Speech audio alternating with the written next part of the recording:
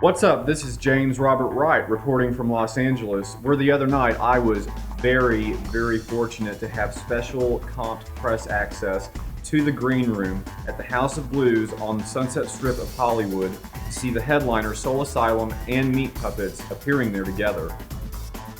Fortunate in particular because the famous venue itself will soon be demolished in 1 month to make way for a hotel.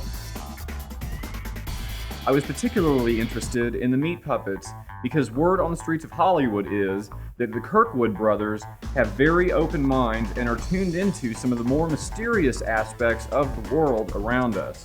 During the conference, I was absolutely thrilled as founding band member Chris Kirkwood went into a story about something of particular interest to him of that very nature.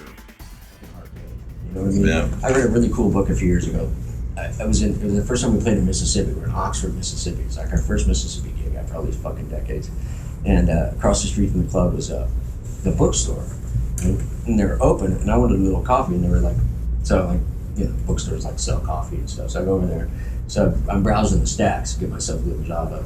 And I see this thing, and it catches my eye because it's about Michelangelo or Michelangelo, as I know, right? So what's this about? And I pull it off, look at it, and it was by these like Jewish scholars. It was a fucking trippy book. They're like Jewish art scholars, right? And the notion of the book was that since Michelangelo had like his Neoplatonic upbringing at the hands of the Medicis, right?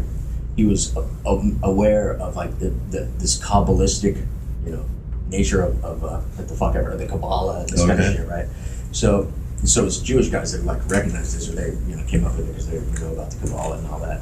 And so what their notion was that in the Sistine Chapel, he had hidden all this, like these secret messages that were to be interpreted by posterity, such as like one of the sylphs or whatever they are, one of the this person from the Bible that he's painted has her legs crossed in this particular way, and if and that makes the shape of this particular like Jewish letter or something, which ultimately translates to "fuck you" to the Pope, right? So the notion was is that he'd been made to do this work that he didn't necessarily want to do, right? Because he's a sculptor at heart, and pretty much made by his patron, the Pope, to do this work that he didn't really want to do. So as to get his little jab in as best he could, he hid all these things in there. So the question is, did you guys hide things in your major label record? No, absolutely. Play the record backwards and it'll move your eyes. Meat Puppets formed in January 1980 in Phoenix, Arizona by brothers Chris and Kurt Kirkwood. They gained tremendous exposure when they served as guest musicians on Nirvana's MTV Unplugged performance in 1993. The band's 1994 album, Too High to Die, became their most successful release. The band broke up twice, in 1996 and in 2002, and reunited again in 2006.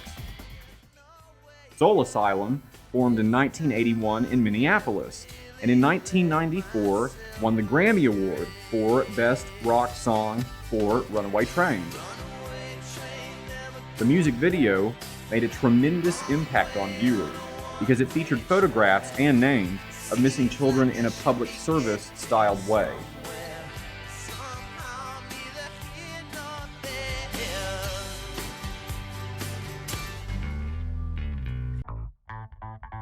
In closing, I will leave you with Meat Puppets, featuring the Jack Black cameo at House of Blues, Sunset Strip, Hollywood, on their performance of July 20th, 2015. And from the City of Angels, may the angels be with you. Dial-M Formation.